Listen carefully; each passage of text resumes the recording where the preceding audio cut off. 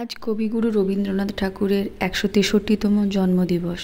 সেই উপলক্ষে ছেলে স্কুলে একটা ছোট করে সেলিব্রেশন হবে। আমার ছেলেকে আমি একটা পোয়েম বলার জন্য প্রিপেয়ার করেছি, নিজেই বাড়িতে প্রিপেয়ার করেছি, কিন্তু প্রবলেমটা হলো এই যে ও এক জায়গায় দাঁড়িয়ে সেই পোয়েমটা কিছুতেই বলছে না, সবসময় এদিক ওদিক ঘুরছে।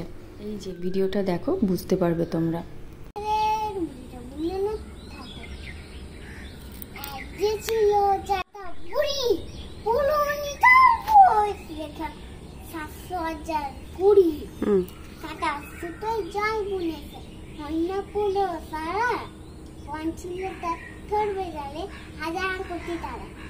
এরকম পোয়েম বলতে বলতে কে এরকম নাচে।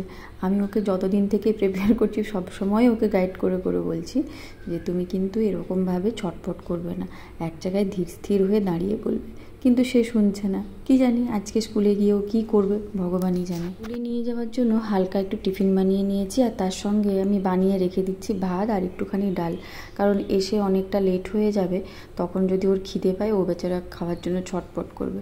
আর আমি আগের দিনের বাসি পরোটা আর একটুখানি আলুর দম ছিল সেটা দিয়ে খেয়ে নিচ্ছি, কারণ আমারও প্রচুর খিদে পাচ্ছিল।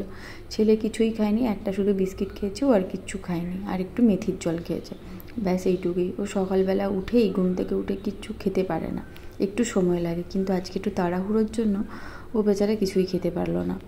এই বাড়িটার পাশেই একটা কলা গাছ আছে, সেই কলা গাছে এই ছোটো কলা ফুলটা হয়েছিল, সেটা আমি তুলে এনেছি। আমার সঙ্গে আর একজন দিদিও ছিল, তো আমরা দুজনে মিলে তুলে এনেছি। আর একটা মোচা আছে যেটা এসে রান্না করব বলে তো রেডি, স্কুটিটা বের করব, এমন সময় দেখি বাইরে একটা তার ছিঁড়ে পড়ে আছে। এটা কিসের তার আমি সত্যি বুঝতে পারছিলাম না। তো কালকে যে রাত্রিবেলা ঝড় বৃষ্টি হয়েছিল, সেই ঝড়ে তারটা এরকমভাবে ছিঁড়ে চলে গেছে একদিকে। কি জানি এটা এরকম হলো কেন, আর এটাকে সারাতেও আসবে নাকি কি জানি। আর আমার ঘরের সামনেই হতে হলো, বাচ্চা নিয়ে থাকি তো সেই জন্য একটু টেনশন হয়। তো যে সময় দেওয়া ছিল সময়ের মধ্যেই আমরা দুজনে চলে এসেছি। আর এইখানটায় হচ্ছে অনুষ্ঠানটা হবে বলে মনে হচ্ছিল, কিন্তু তারপর কিছুক্ষণের মধ্যেই বৃষ্টিও শুরু হয়ে গেল।